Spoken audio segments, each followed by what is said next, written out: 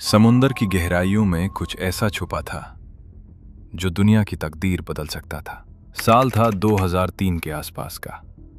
हिंदुस्तान के intelligence circles में एक खबर आ रही थी, धीरे धीरे, बिल्कुल सुर से, जैसे कोई सांप अंधेरे में रेंगता है। खबर यह थी कि चीन अपनी एक ऐसी सबमरीन बना रहा है जिसका पता लगाना दुनिया की किसी भी नेवी के बस की बात नहीं होगी। अब आप सोचेंगे, सबमरीन तो बहुत देश बनाते हैं, अमेरिका बनाता है, रूस बनाता है, फ्रांस बनाता है, तो इसमें इतनी बड़ी बात क्या है? बात यह है दोस्तों कि ये कोई साधारण सबमरीन नहीं थी। ये थी nuclear powered ballistic missile submarine. इसका कोड नेम था टाइप 094, जो बाद में जिन क्लास के नाम से जानी गई। और इस सबमरीन की सबसे खतरनाक बात यह थी कि ये अपने अंदर JL-2 बैलिस्टिक मिसाइलें कैरी करती थीं, जिनकी रेंज थी 7400 किलोमीटर से भी ज्यादा। मतलब अगर ये सबमरीन बंगाल की खाड़ी में आ गई तो दिल्ली हो, मुंबई हो, बैंगलोर हो, हर शहर फायरिंग रेंज में आ जाएगा। और सबसे डरावनी बात, ये सबमरीन इतनी साइलेंट थी कि डिटेक्ट करना लगभग नामुमकिन था। यहीं पर कहानी में एंट्री होती है एक ऐसी संस्था की जिसका नाम सुनकर दुनिया भर की इंटेलिजेंस एजेंसियों की नींद उड़ जाती है, research and analysis wing, raw. जब रॉ को इस सबमरीन प्रोग्राम की भनक लगी तो उन्होंने एक ऐसा ऑपरेशन प्लान किया जो सक्सेसफुल होता तो भारत को दशकों का स्ट्रैटेजिक एडवांटेज मिलता, और फेल होता तो डिप्लोमैटिक डिजास्टर होता ऐसा जिसका अंदाजा लगाना भी मुश्किल है। इस ऑपरेशन का नाम था ऑपरेशन शैडो ड्रैगन। असली सवाल यह है कि एक देश जो अपनी सिक्योरिटी को लेकर इतना पैरानॉइड है, जहां हर गली में कैमरा है, हर फोन टैप होता है, उसके अंदर घुसकर उसकी सबसे क्लासिफाइड चीज चुराना कैसे मुमकिन हुआ? चलिए आज इस कहानी को पूरी तरह समझते हैं। इस कहानी को समझने के लिए पहले चीन की सबमरीन प्रोग्राम को समझना पड़ेगा। चीन ने अपनी न्यूक्लियर सबमरीन की यात्रा 1950 के दशक में शुरू की थी। माओ जेडोंग ने 1958 में कहा था कि हमें न्यूक्लियर सबमरीन बनानी ही होगी, चाहे इसमें 10,000 साल भी लग जाएं। उनकी पहली न्यूक्लियर सबमरीन टाइप 091 हान क्लास 1974 में कमीशन हुई, मगर ये इतनी शोर मचाने वाली थी कि अमेरिकी नेवी उसे मजाक में अंडर वाटर ड्रम बैंड बुलाती थी। फिर आई टाइप 092 शिया क्लास 1983 में। इसमें भी इतनी समस्याएं थीं कि ये ज्यादातर बंदरगाह में ही खड़ी रहती थी। ऑपरेशनल डिप्लॉयमेंट लगभग ना के बराबर। लेकिन फिर 2000 के दशक की शुरुआत में चीन ने कुछ ऐसा किया जिसने पूरा खेल बदल दिया। उन्होंने टाइप 094 जिन क्लास सबमरीन का डेवलपमेंट शुरू किया, और इस बार वो पहले से कहीं ज्यादा गंभीर थे। भारत के नजरिए से सोचिए, 1998 में पोखरण टेस्ट हो चुके थे, पाकिस्तान ने भी जवाब दे दिया था। दक्षिण एशिया में न्यूक्लियर तनाव पहले से ऊंचा था, और अब चीन एक ऐसी सबमरीन बना रहा था जो न्यूक्लियर मिसाइलें लेकर समुद्र में घूम सकती थी बिना किसी को पता चले। रॉ के विश्लेषकों ने आकलन किया कि अगर चीन के पास ये क्षमता आ गई तो भारत का पूरा न्यूक्लियर डिटरेंस का समीकरण असंतुलित हो जाएगा। जमीनी मिसाइलों को सैटेलाइट से ट्रैक कर सकते हैं, हवाई प्रणालियों को रडार से पकड़ सकते हैं, मगर समुद्र की गहराइयों में छुपी सबमरीन को कैसे रोकेंगे? रॉ मुख्यालय में एक के बाद एक बैठकें होने लगीं। सर्वोच्च स्तर पर सैटेलाइट तस्वीरें बता रही थीं कि चीन के हुलुदाओ शिपयार्ड में लियाओनिंग प्रांत में असामान्य गतिविधियां हो रही हैं। निर्माण का पैमाना बहुत बड़ा था, मगर सैटेलाइट से सिर्फ ऊपर से देख सकते हैं, अंदर नहीं। और चीन ने सुरक्षा इतनी कड़ी रखी थी कि रूसी खुफिया एजेंसी को भी ज्यादा कुछ पता नहीं था। तो रॉ के सामने एक ही सवाल था, अंदर की जानकारी कैसे निकालें?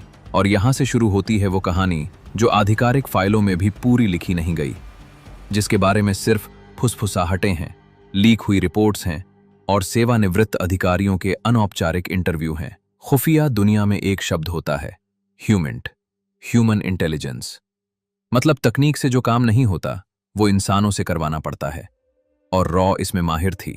रॉ का दक्षिण पूर्व एशिया में एक मजबूत नेटवर्क था, म्यांमार से थाईलैंड तक, सिंगापुर से हांगकांग तक। चीन के अंदर सीधे काम करना लगभग नामुमकिन था, क्योंकि वहां हर होटल में पंजीकरण सीधे पुलिस को जाता है, हर हरकत ट्रैक होती है।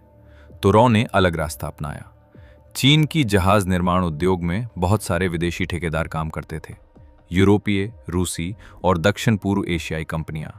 इन कंपनियों के जरिए चीन के रक्षा प्रतिष्ठानों तक सीमित पहुंच मिलती थी। रिपोर्ट्स के मुताबिक रॉ ने तीसरे देश के नागरिकों को भर्ती किया, ऐसे लोग जो न भारतीय थे न चीनी, जो वैध व्यापारिक कारणों से चीन आ जा सकते थे। इन लोगों के जरिए चीनी नौसेना उद्योग के अंदर संपर्क बनाने का काम शुरू हुआ। पहले सामान्य परिचय, फिर व्यापारिक बैठकें, फिर भरोसा, महीनों कभी कभी सालों की मेहनत के बाद। इस प्रक्रिया को खुफिया दुनिया में कल्टीवेशन कहते हैं और रॉ के अधिकारी इसमें माहिर थे। रिपोर्ट्स के मुताबिक रॉ को हुलुदाओ शिपयार्ड से जुड़ा एक ऐसा स्रोत मिल गया जिसके पास तकनीकी जानकारी तक पहुंच थी। इस स्रोत की सटीक पहचान आज तक गोपनीय है। कुछ रिपोर्ट्स में चीनी नागरिक, कुछ में तीसरे देश का नागरिक, लेकिन जो भी था, ये स्रोत सोने की खान था। इसके जरिए रॉ को टाइप 094 सबमरीन की वो जानकारियां मिलने लगीं जो किसी भी खुले स्रोत में उपलब्ध नहीं थी। पतवार डिजाइन की बारीकियां, प्रणोदन प्रणाली की विशिष्टताएं और सबसे जरूरी शोर के हस्ताक्षर का डेटा। ये शोर का हस्ताक्षर क्यों इतना जरूरी है? क्योंकि हर सबमरीन की एक अनोखी आवाज होती है, जैसे हर इंसान की उंगलियों के निशान अलग होते हैं। अगर आपको किसी सबमरीन की सटीक शोर हस्ताक्षर पता है तो आप उसे पकड़ सकते हैं, चाहे वो कितनी भी खामोश हो। और ये जानकारी भारतीय नौसेना के लिए पूरा खेल बदलने वाली थी। मगर दोस्तों, खुफिया अभियानों में एक मोड़ आता है जब दांव इतने ऊंचे हो जाते हैं कि एक गलत कदम पूरे नेटवर्क को तबाह कर सकता है। और वो मोड़ आ गया था। चीन की जासूसी रोधी एजेंसी MSS को कुछ गड़बड़ की भनक लगने लगी थी। MSS दुनिया की सबसे आक्रामक एजेंसियों में से एक है। ये लोग संदिग्ध जासूसों को महीनों तक देखते रहते हैं, तुरंत गिरफ्तार नहीं करते। पहले पूरा नेटवर्क मैप करते हैं, फिर एक साथ सबको उठाते हैं। रॉ के संचालकों को संकेत मिलने लगे कि MSS हुलुदाओ के आसपास ज्यादा सक्रिय हो गई है। सुरक्षा जांच बढ़ गई थी, कर्मचारियों की अतिरिक्त छानबीन हो रही थी और कुछ विदेशी ठेकेदारों की पहुंच अचानक बंद कर दी गई थी। साफ संकेत था कि जानकारी लीक होने का शक हो गया है। अब रॉ के सामने दो विकल्प थे। पहला, अभियान बंद करो, स्रोत को निष्क्रिय कर दो, सुरक्षित खेलो। दूसरा, जितनी जानकारी मिल सकती है जल्दी से जल्दी निकालो, जब तक मौका खुला है अधिकतम निकालो। रिपोर्ट्स के मुताबिक रॉ ने दूसरा विकल्प चुना और ये एक बहुत बड़ा जुआ था, क्योंकि अगर MSS ने स्रोत को पकड़ लिया तो न सिर्फ वो इंसान खत्म होगा, बल्कि रॉ का पूरा नेटवर्क उजागर हो सकता था। दोस्तों, यहाँ एक बात समझना जरूरी है। चीन में जासूसी की सजा मृत्युदंड है, मौत की सजा, कोई दया नहीं, कोई बातचीत नहीं। 2008 में चीन ने अपने ही नौसैनिक अधिकारी वो वेईहान को फांसी दी थी क्योंकि उसने सबमरीन तकनीक ताइवान को बेचने की कोशिश की थी। तो आप कल्पना कर सकते हैं किसी विदेशी शक्ति के एजेंट का क्या होता। लगभग 2004 के आसपास रॉ ने अपने स्रोत से एक बड़ा खुफिया पैकेज निकाला।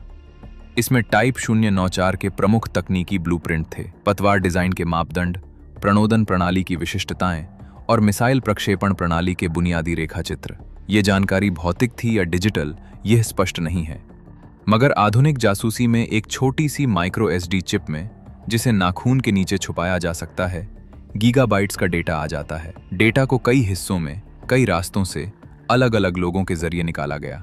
स्टेगनोग्राफी जैसी तकनीकें भी इस्तेमाल हुईं, जिसमें डेटा को साधारण दिखने वाली तस्वीरों में छुपाया जाता है। और फिर एक रात, जब सब कुछ लगभग पूरा हो चुका था, कुछ बहुत गलत हो गया। MSS ने एक संदिग्ध की पहचान कर ली थी। कौन था ये?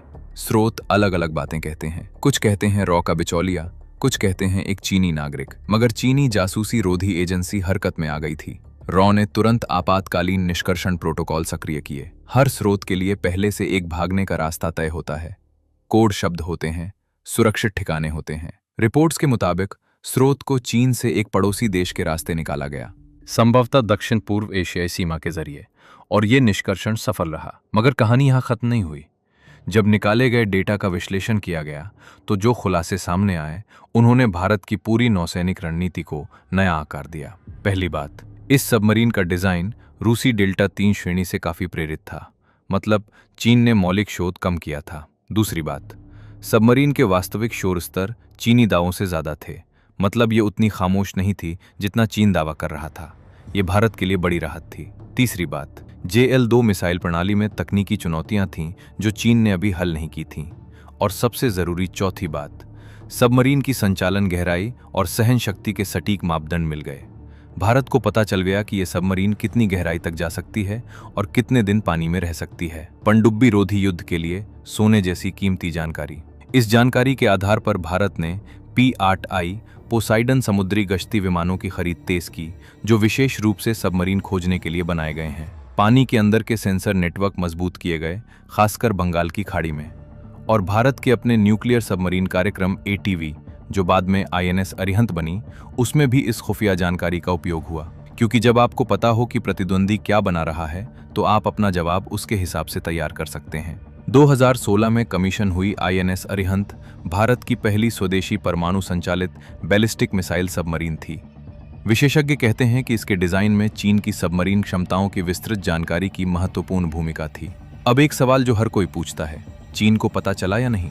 खुफिया दुनिया में एक दिलचस्प बात होती है, बहुत बार दोनों तरफ को पता होता है, मगर कोई खुलकर स्वीकार नहीं करता, क्योंकि स्वीकार करने का मतलब है शर्मिंदगी, और शर्मिंदगी का मतलब है तनाव बढ़ना। चीन ने कभी सार्वजनिक रूप से नहीं कहा कि भारत ने तकनीक चुराई, मगर 2005 के बाद चीन ने शिपयार्ड की सुरक्षा प्रक्रियाओं में नाटकीय बदलाव किए। हुलुदाओ के आसपास प्रतिबंधित क्षेत्र बना, विदेशी ठेकेदारों की पहुंच गंभीर रूप से सीमित हुई, और एमएसएस ने बड़ा पुनर्गठन किया। ये सब परिस्थितिजन्य साक्ष्य है, कोई पक्का प्रमाण नहीं, मगर समय बहुत दिलचस्प है। रॉ के लिए ये अभियान एक मील का पत्थर था।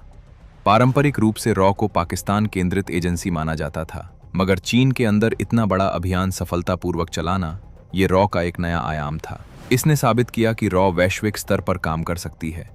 बाद के सालों में रॉ ने अपना चीन डेस्क काफी विस्तारित किया, ज्यादा अधिकारी चीनी भाषा सीखने लगे, दक्षिण पूर्व एशियाई नेटवर्क और मजबूत हुए। अब दोस्तों, कहानी यहाँ खत्म हो जानी चाहिए थी, मगर खुफिया दुनिया में कोई कहानी कभी खत्म नहीं होती, और इस कहानी में एक ऐसा मोड़ है जो आपको सोचने पर मजबूर कर देगा। कुछ खुफिया विश्लेषक जो दशकों से इस क्षेत्र में काम कर रहे हैं, उनका एक बहुत परेशान करने वाला सिद्धांत है। सिद्धांत ये है कि क्या होगा अगर चीन को पहले से पता था। सोचिए, अगर एमएसएस ने रॉ के स्रोत की पहचान कर ली थी, तो उन्होंने उसे तुरंत क्यों नहीं पकड़ा? क्यों उसे कुछ समय तक काम करने दिया? खुफिया दुनिया में एक तकनीक होती है जिसे नियंत्रित रिसाव कहते हैं। इसमें आप जानबूझकर अपने प्रतिद्वंदी को जानकारी चुराने देते हैं, मगर वो जानकारी आंशिक रूप से सच होती है या जानबूझकर भ्रामक। अगर चीन ने यह किया, तो इसका मतलब है कि रॉ ने जो ब्लूप्रिंट चुराए, वो आंशिक रूप से हेरफेर किए हुए थे। अगर शोर हस्ताक्षर का डेटा गलत था, तो भारत की पनडुब्बी रोधी रणनीति चीनी सबमरीनों के खिलाफ पूरी तरह कारगर नहीं होगी। अगर पतवार के मापदंड बदले हुए थे, तो भारत की अपनी सबमरीन का डिजाइन सर्वोत्तम नहीं होगा। और अगर मिसाइल प्रणाली की कमजोरियां बढ़ा चढ़कर बताई गई थीं, तो भारत खतरे को कम आंक रहा होगा। ये सिद्धांत प्रमाणित नहीं है दोस्तों, मैं ये स्पष्ट कह देना चाहता हूं। इसके विरुद्ध तर्क भी है कि अगर सब नियंत्रित रिसाव होता, तो चीन ने बाद में सुरक्षा इतनी क्यों कड़ी की? एमएसएस ने पुनर्गठन क्यों किया? इस सिद्धांत के समर्थक कहते हैं कि ये सब भी नाटक हो सकता है, ताकि रिसाव की विश्वसनीयता बनी रहे। और यही तो खुफिया दुनिया की सबसे खतरनाक चीज है। यहाँ सच और धोखे के बीच की रेखा इतनी धुंधली होती है कि दशकों बाद भी पता नहीं चलता कि असली क्या था और नकली क्या। 2024 में देखिए तो चीन के पास टाइप 096 सबमरीन विकास में है, जो टाइप 094 से नाटकीय रूप से बेहतर है, ज्यादा खामोश, ज्यादा सक्षम, लंबी दूरी की मिसाइलों के साथ। भारत के पास आईएनएस अरिहंत के बाद आईएनएस अरिहात भी कमीशन हो चुकी है, और S5 श्रेणी की सबमरीनें योजना में हैं। दोनों देश एक पानी के अंदर की हथियारों की दौड़ में हैं। समुद्र की गहराइयों में एक खामोश युद्ध चल रहा है, और इस युद्ध में सटीक जानकारी सबसे बड़ा हथियार है। तो सवाल ये है दोस्तों, जो जानकारी रॉ ने चुराई, वो असली थी या चीन का एक विस्तृत जाल था? और अगर जाल था, तो क्या रॉ को बाद में पता चला? क्या उन्होंने रणनीतियां सुधारी, या फिर यह सिद्धांत ही गलत है और रॉ ने वाकई चीन को मात दी थी? सच क्या है, ये शायद हम कभी नहीं जानेंगे, क्योंकि खुफिया दुनिया में सच वही होता है जो आप साबित कर सकें, और यहाँ कोई कुछ साबित नहीं करना चाहता। एक बात पक्की है दोस्तों, हिंदुस्तान और चीन के बीच समुद्र की गहराइयों में जो खेल चल रहा है, वो दुनिया का सबसे ऊंचे दांव का खेल है, और इस खेल में एक गलत चाल, सिर्फ एक, सब कुछ बदल सकती है। दोस्तों, ये थी ऑपरेशन शैडो ड्रैगन की कहानी। जितना बता सका उतना बताया।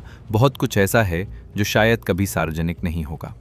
अगर वीडियो पसंद आई तो लाइक ज़रूर कीजिएगा और सब्सक्राइब कर लीजिए। कमेंट में बताइए कि आपको क्या लगता है, रॉ ने चीन को मात दी थी या चीन का जाल था? मिलते हैं अगली वीडियो में, तब तक अपना ख्याल रखिए।